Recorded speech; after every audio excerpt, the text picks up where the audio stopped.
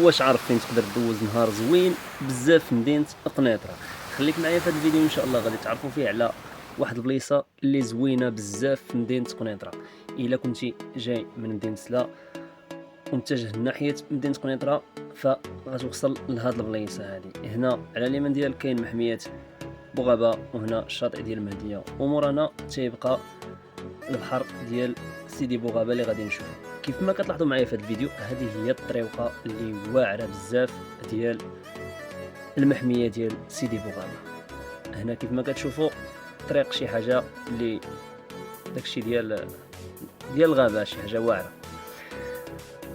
مشينا بالموطور حتى المحميه سيدي بوغابه. كيف ما غادي نشوفوا معايا محميه كتميز بشي مناظر خلابه اللهم بارك ما بين الطبيعه والمياه، وما نساوش التنوع الايكولوجي ديالها من طيور وحيوانات. حاجه اللي كتحس في النفس هي ان البحيره نشفات واحد شويه وكيبان لكم بزاف ديال المساحات اللي خاويين.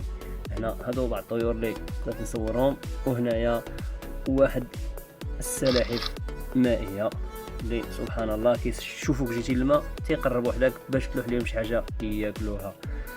كانوا صراحه مناظر زوينين بزاف. المهم رجعوا للموضوع ديالنا.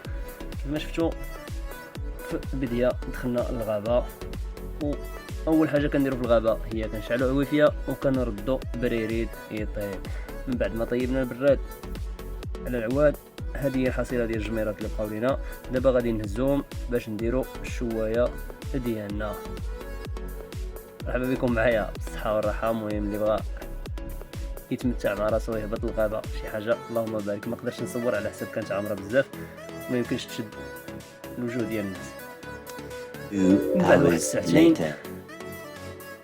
اطلعنا من الغابه وتوجهنا ناحيه شاطئ سيدي بوغابه، اللي واحد الشاطئ الصراحه المسؤولين ديال جامعه سيدي الطيبي خدموا عليه مزيان، لا من ناحيه لا سيكوريتي ديالو ولا لا من ناحيه النظام. شي حاجه كنزويونا فيه باركينغ ديال الطوموبيلات، والشاطئ محترم مقارنه مع بعض الشواطئ الاخرى. كان هذا هو النهار ديالنا، نتمنى يكون عجبكم وبصحه وراحه.